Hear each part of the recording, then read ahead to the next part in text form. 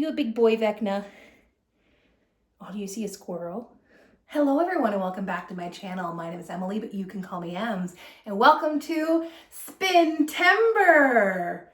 I'm planning this September to release a couple of extra videos, not just my regular Saturday videos or recently regular Saturday videos, to talk a bit more about spinning because I really want to document this project that I'm working on. And I think that it would be nicer to be able to put it out sooner rather than later so I can enjoy having it go out. So today we're talking about the fiber I've picked up for spinning and what I'm planning to do with it. First, if you watched my summer knits video, you would have seen one of these bobbins, but now I have all 3 bags of neon fiber spun up. So this is the singles I have. This is one of them. I believe this was the first one, so you'll see a bit more color muddying and a bit more curly Q in it from overspinning a little bit.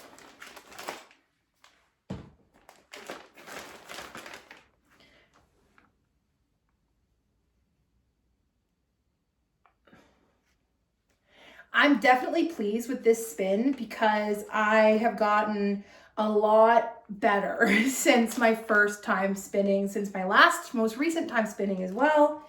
And it looks so much better. So I went today, I literally just got home, to Good Fibrations. If you don't know Good Fibrations is a yarn fiber type store in St. John, New Brunswick. So I had to go to another city to get here. However, they have so much great spinning fiber as well as felting fiber. And they also have yarn as well, and hand-dyed yarn and like very high quality yarns. They also sell looms and spinning wheels and all of these different things that you might need for alternate fiber crafts. And I got me a nice big bag. Good Fibrations. So I actually spent less than my budget that I had budgeted there. So I'm very pleased with that because she was able to get me a decent deal on the black. So first, I ended up getting 2 new spools for my spinning wheel. These ones are spools that fit on an Ashford traditional. It's smaller on one end, bigger on the other end. There you go. Fits on an Ashford traditional. It also goes with many other spinning wheels, so it's great that they still have these. So I got 2 more of these because I have 6 total spools before buying these. And I spun up 300 grams of yarn of singles. I need 300 more grams to ply it with, which then means I need more bobbins to ply onto. And because each bobbin is 100 grams, in order to ply 2 of my bobbins onto one, I need to do 2 bobbins. So 2 of my singles will fill up 2 of these. So the idea is that I take my 2 singles, fill these, and then the ones that were just emptied, fill those. The ones that were just emptied, fill those. And then I can skein them up and be good to go. So now I have 8 bobbins. So spools, bobbins, same idea, bobbins. So now I have 8 bobbins, which is a really good amount because that will let me do 600 grams of 600 grams of fiber pretty easily and plying as long as I'm doing a 2-ply or a chain ply. So there we go. I then asked if she sold spinning wheel oil. Turns out she doesn't sell spinning wheel oil because pretty much most oils will work. She's like, I literally get my oil at the hardware store. And I mentioned that I usually use not spinning wheel oil. I usually use sewing machine oil, but that I just cannot find mine. So she actually gave me this little sample of spinning wheel oil that she happened to have. It's only 2 milliliters, but like that's enough for a few times to oil up my wheel.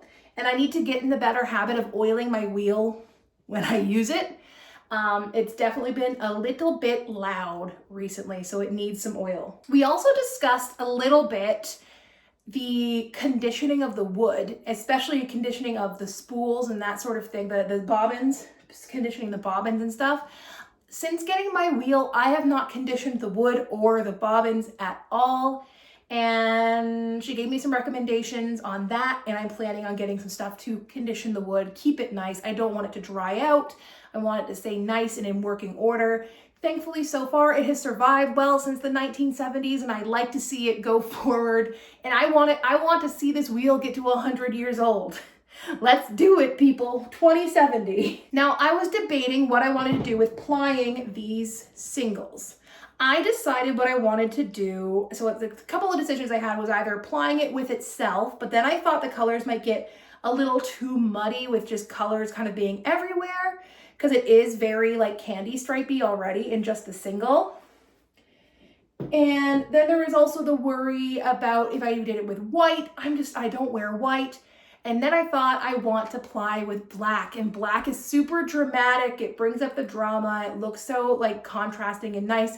I also love a marled yarn. So it's like a candy stripe barber pole yarn. Love the look of that. And it makes such interesting texture in the fabric, like visual texture or visual noise in the fabric that I personally like. Some people don't. I love it. So I was asking at first about combed fibers, because the neon yarn that I spun up here, it was a combed fiber. But then she let me know that, because she used to be a spinning teacher, that this is Liz, Liz the owner. She let me know that if I did a carded wool with it, it would be fine. I just need to spin it thinner than I spun this one, because it will puff up. And then we don't want the black to over dominate the colorful. So I just need to spin it a little bit lighter, and the carded wool was a better price per gram essentially. So I got 600 grams, because I only need 300 to apply with this, but I need 1,200 grams of fiber total. So I got 600 grams, 3 200-gram bats of this Raven Black carded merino. So I got 3 bats of this that I'm going to use the scale and split these up into 2 100 grams, 2 100 grams, and 2 100 grams. And then I will put them in bags until I'm ready to use them. I'm planning on spinning a little bit today, but gotta get these separated and ready. And then I think my favorite thing that I got today is the contrasting color, because I'm going to need to stripe this because they were out of the neon. I decided to go for something that was in a similar color story, but really, really in the darker colors. So the neon here is very much CMY, that cyan, magenta, yellow color story. So I went for this, which is ametrine, and it has a deeper blue that's very cyan coated. It's got this pinky purple, which is similar to the magenta, but darker. And then there's this stellina and like darker yellowy orangey color through it. So it's almost like if you took this and like made it way darker in post, and it looks like this. So I got 3 100-gram bags of this. I'm gonna pull one of these out so that you can see it. Look how much more beautiful and colorful that is. So this one is technically carded, she said. However, it's a very aligned carding. So it was carded, but it's so aligned that I can still do my long draw on my short forward draw on this fiber. And because the colors all go vertically like this instead of being horizontal this way, I'm gonna get that candy striping similar to what I've been getting in my other single. But this one has a little bit of stellina, which is like that very fine, colorful, like, I don't know if I'm gonna capture this at all. It's very difficult in this lighting to capture it. I think you can kind of see it in the purple there. There we go, stellina. But I thought that this would go really well together, like striping. I'm thinking of maybe doing a stripe hype or something like that, but doing striping, this plied with black and then this plied with black. And I kind of have that similar vibe, but in a light dark kind of contrast. I had said on like my messaging with Liz that I think that my singles will ply up into either a DK or worsted. She thinks it'll be a worsted based on just looking at it. She suspects it will be a worsted, but that 1,200 grams, even at a worsted, should be enough for a sweater for my size, with some to spare, which is why I wanted to do 1,200, because then if I have any left over, great, I'll make a matching hat or something like that. But otherwise, you know. So this literally just comes in this like rolled on up like this. I tend to just let this go on the floor. I'll vacuum before I do anything. I'll let it hang over my arm like this. And I'll just like let it on the floor, and I'll let it come over my arm as I'm spinning like this. I'll keep it on my back arm. I know some people keep it on their main arm, but I find that really difficult. I need to keep it on my arm that I'm using to pull back with. And then I'm using this hand fully to draft and not worrying about where the fiber supply is, because it's all the way back here. But I'm obsessed with this. I don't know why, but this colorway is really, the ametrine is really giving me like, it feels like every like little kid's lunchbox that had the Hunchback of Notre Dame on it in elementary school. That was me. I had in kindergarten, I had full Hunchback of Notre Dame. I had the backpack, I had the thermos, I had the lunchbox. I was full Hunchback of Notre Dame. Because I think this just reminds me of the coloring of Esmeralda's outfits. But I'm loving it. And you can see it's got a little bit of that kind of magenta-y, kind of cyan-y, but just that desaturated, bringing it back into the darker color. Not desaturated, because this is still saturated. Darker, just darker in tone. I need to learn better words for colors. I know saturated and desaturated, but this isn't desaturated, it's just darker. I need to learn better names for colors. But that means I've got lots and lots of spinning to do. I have 3 more to spin up with the black, and then I will let the black rest for at least a day before I ply them onto the 2 new bobbins I bought.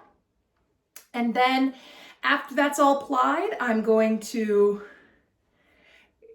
prep them, like wash them and everything. And the plan for this series, this mini series of Spintember, is to do a video all about the spinning, a video about the plying, a video about the finishing, and then a video about putting it to get like scanning it up on the Nitty Naughty and how much yarn I have after all 1,200 grams are spun up. And then maybe making a final decision on what sweater I want to make. That is the idea for Spintember. And then, of course, after Spintember, it'll have to be Knittober, where we knit it. That's the idea. We'll see how much I get done, because I am in school.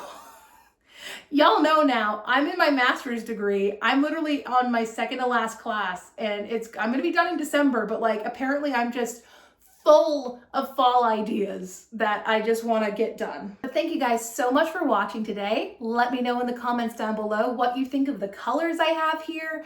Are you excited? Are you kind of like, I don't know if this is going to look good?